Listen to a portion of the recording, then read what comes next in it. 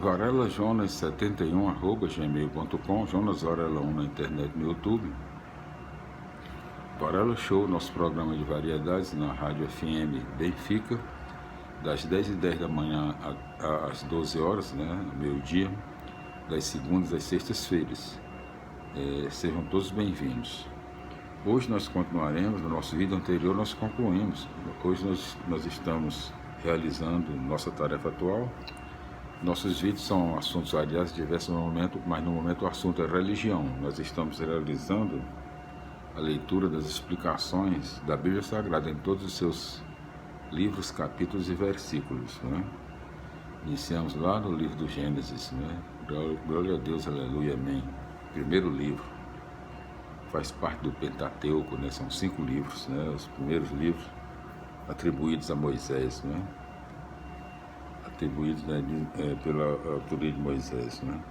Mas hoje nós chegamos aqui na Bíblia Sagrada, já concluímos as cartas de São Paulo, já entramos aqui, depois das cartas de São Paulo vem a carta de São Tiago, né, que é o 20º livro. A carta de São Paulo vai até o 19º livro, a carta aos Hebreus. A partir daí já é a carta de São Tiago, né? É o 20º livro. Nós na abertura lá, nós colocamos como fosse carta de São Paulo, né? Mas depois nós vamos tentar corrigir, né? Então, carta aos Hebreus é o 20º livro pela contagem, pela sequência natural da Bíblia Sagrada. E a primeira carta de São Pedro é o 21º livro número 21 do Novo Testamento, da Bíblia Sagrada, pela sequência natural. Então, primeira carta de São Pedro, um lar para quem não tem casa.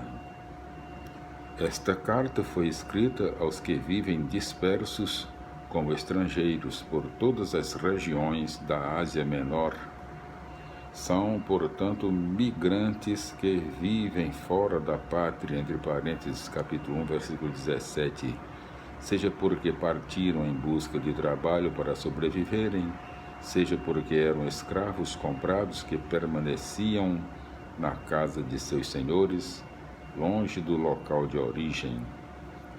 Esses cristãos tinham deixado suas raízes, os parentes e amigos se encontravam em situação de isolamento em regiões que não lhes davam o aconchego e acolhida que tinham na própria terra.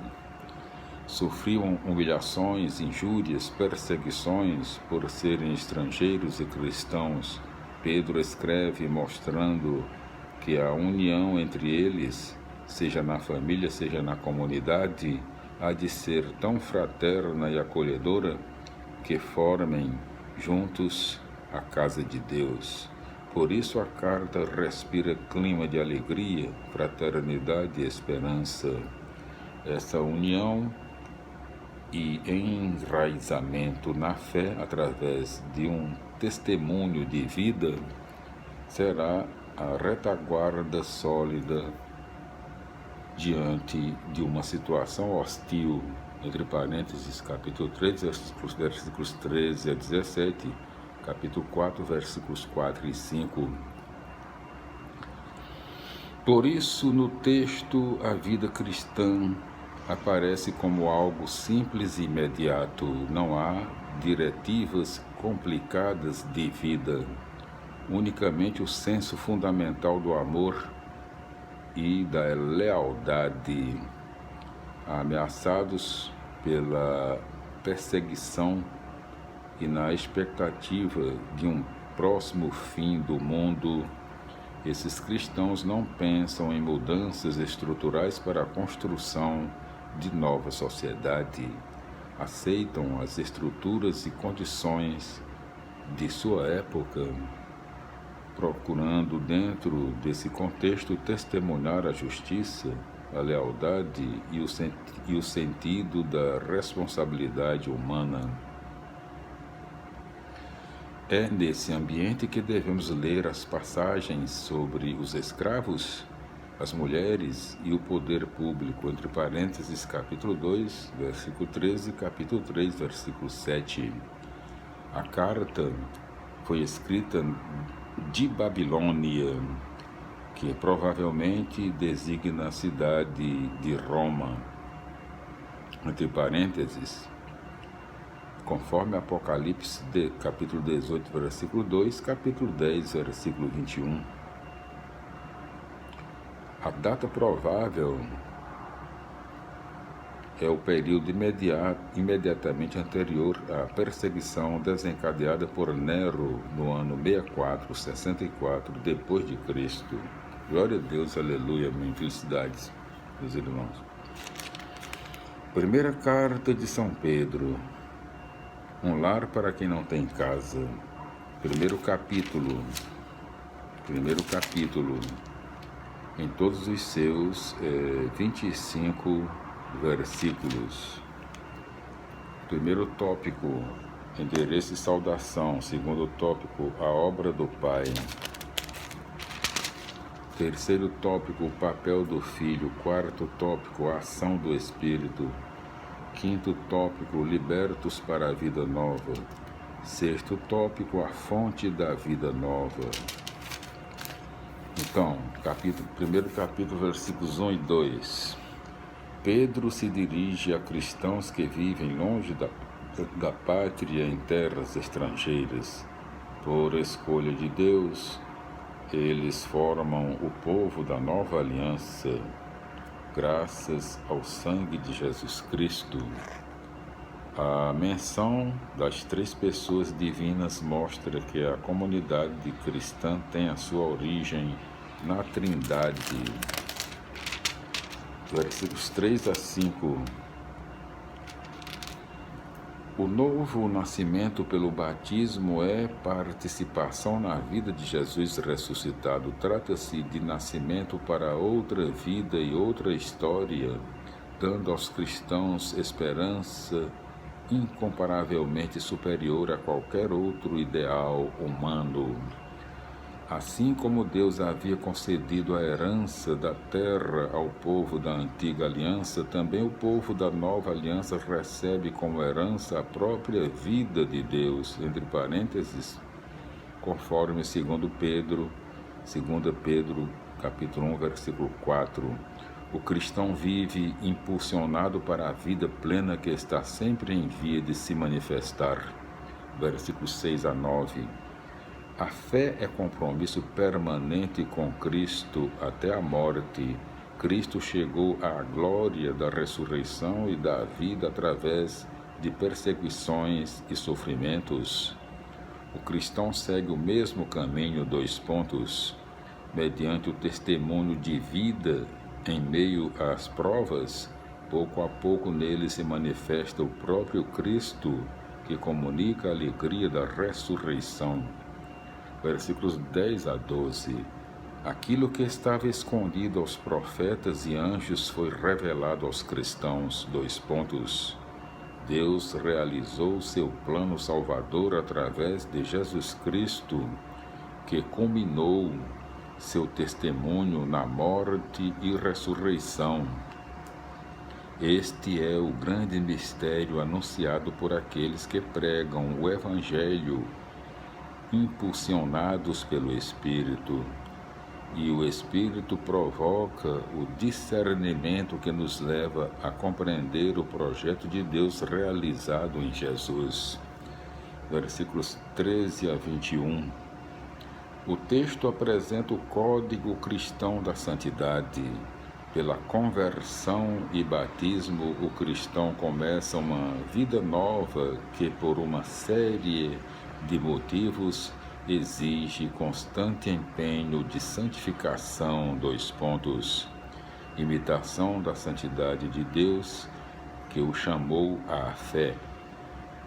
Perspectiva do julgamento conforme as obras de cada um.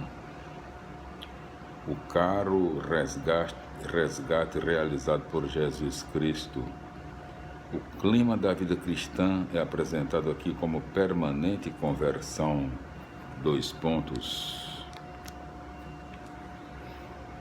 De escravos do mundo e das paixões, os cristãos foram libertos por Cristo para serem filhos de Deus, que se reúnem formando nova família.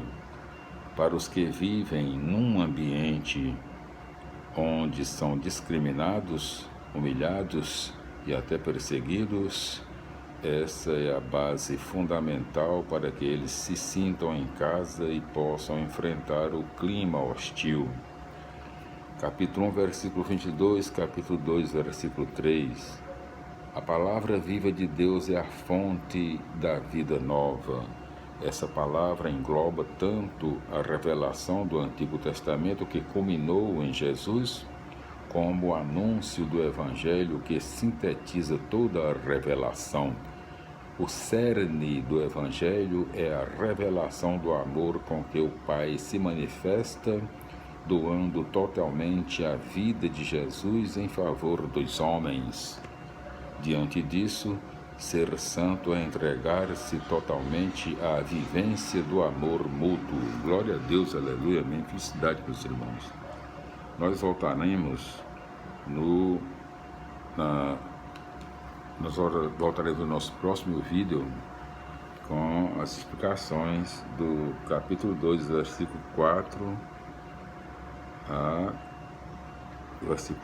a 10, não é? Então, não sei se vai dar tempo, dá não, é muita coisa aqui. Então, vamos ver aqui até onde vai, né?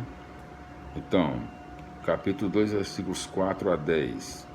A situação dos cristãos imigrantes em terras estrangeiras é a mesma de Jesus, que foi descartado pelos homens como pedra inútil.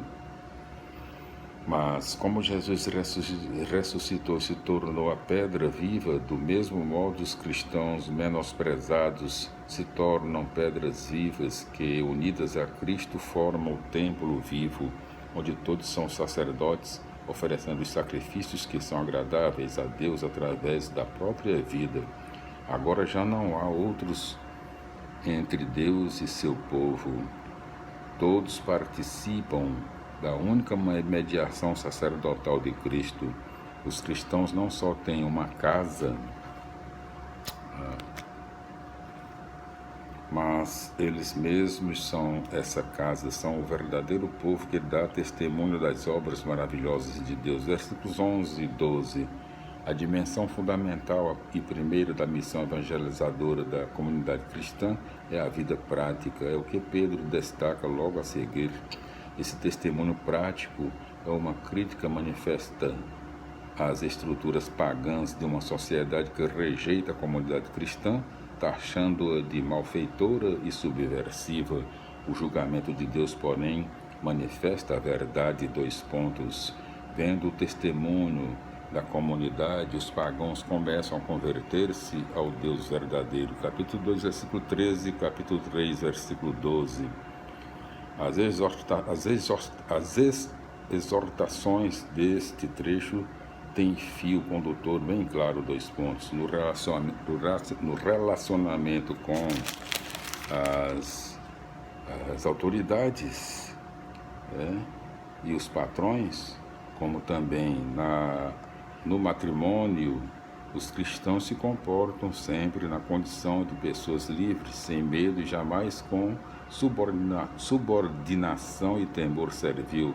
Nessa liberdade de filhos de Deus, formam uma comunidade onde estão presentes a compaixão, o amor fraterno, a misericórdia e a humildade, e onde o mal é retribuído com o bem. A comunidade torna-se então portadora de bênçãos. Voltaremos no próximo vídeo, continuando o capítulo 2, versículos 13 a 17, pois não vai dar tempo hoje concluir, né? Capítulo 2, versículos 13 a 17, nós continuaremos no próximo vídeo, né? Do Evangelho, da primeira carta de São Pedro, né? Nós explicaremos o capítulo 2. Glória a Deus, aleluia, amém, felicidades, até lá.